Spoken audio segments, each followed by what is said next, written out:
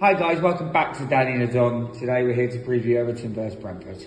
I spoke to Rhys about this game. This was recorded before the fixture between Brentford and Southampton and Everton's fixtures in between before this game.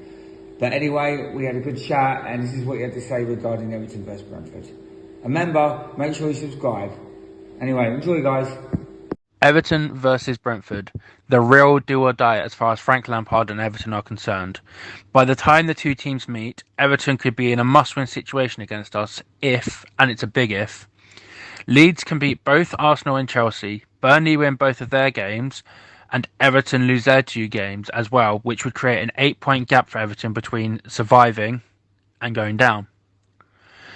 It would also leave Everton needing to win all three of their games to have a chance of staying up.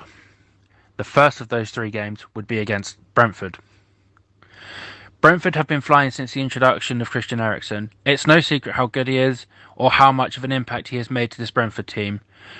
I'd personally go as far as to say he is the catalyst to pushing us to safety for this season, as he has an impact on every game he's featured in, except Man United, but oh well, you can't win everything. It'd get boring otherwise. But if you look at how Brentford players as a whole now, when Eriksen came in against Norwich, they were on the front foot. They always had the ball. He can be looking one way and see a guy on the other side of the pitch.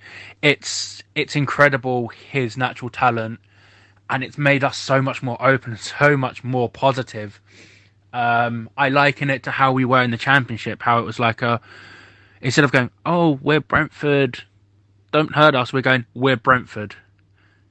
Try us and see what happens. And it's that change. It's not the arrogance. It's the self-belief to know you can do it instead of going, oh, I really hope we do it. But yeah, Everton, for me, were always set to struggle the moment they announced they were going to bring in a former Red, and a proud former Red, in Rafa Benitez.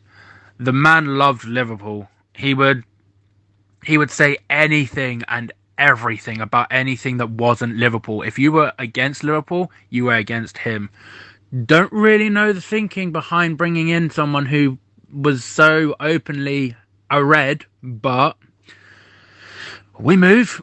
To his credit, he did make shrewd signings. I think he picked up Demarai Gray for like 1.7 million, which I was sat there thinking, Brentford, where was your 1.7 million? Why did we not bring in Demarai Gray? But then, they'd lost Dominic Calvert-Lewin, and whilst he's a good striker, but I don't think he's what Everton needs. I think Everton need more Richarlisons, basically. But then it meant that a fairly average Everton team lost their spark and lost their focal point. Even though I've just slated Dominic Calvert-Lewin, it was like Tottenham without Harry Kane. They didn't look the same team. They lost their impetus almost. And then obviously Benitez went and they brought in Frank Lampard, which again, very, very confusing managerial choice. Lampard has never, in my experience, in like my knowledge of football, he's never been in a relegation battle.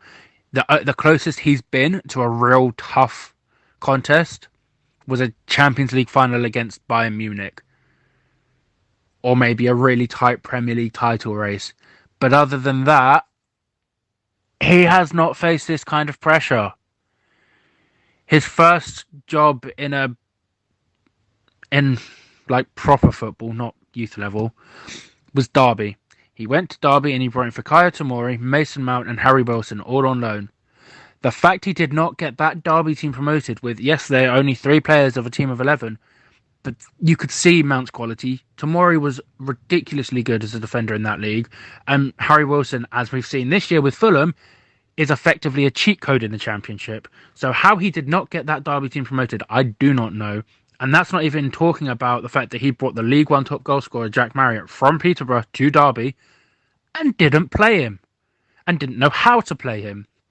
So he's just spent that money and wasted not only the money of Derby, which, if you look at what's going on now, isn't too great, but he also wasted the career of Jack Marriott. So for me, I've never really seen Lampard as that good of a manager. I mean, he done really well in his first season at Chelsea, but that was when he didn't have any money to spend. And then he had money and he went and overfilled on attacking midfielders. And then the results weren't coming in because he couldn't get the team cohesion because he'd bought an entirely new squad almost. And he was trying to integrate different kinds of people and different kinds of characters. And it just simply didn't work. Which is why when Tuchel came in and he went, you're this, you're that, and that. You three can all work together. Brilliant. Go do it. The less said about Lukaku, the better. But, you know, then, like I say, the results didn't come in and he was shown the door. But anyway, that's my rant about Lampard over.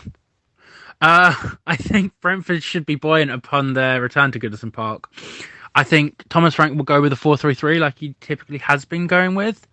He only chooses not to use that against like Chelsea, United, City, Liverpool, Arsenal.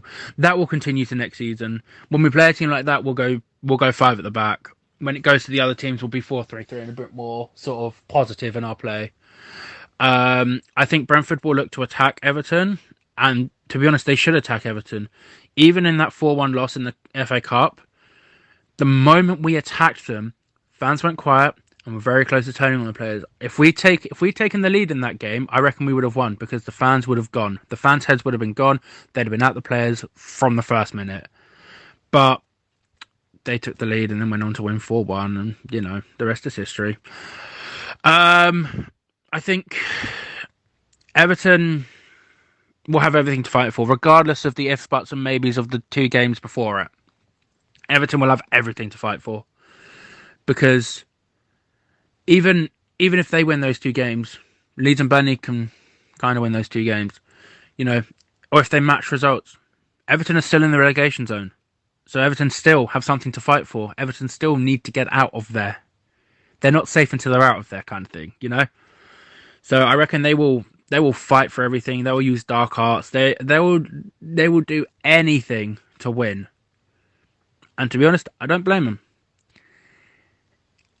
As I can't remember who it was, but they said it's basically I'd rather win ugly than look pretty losing.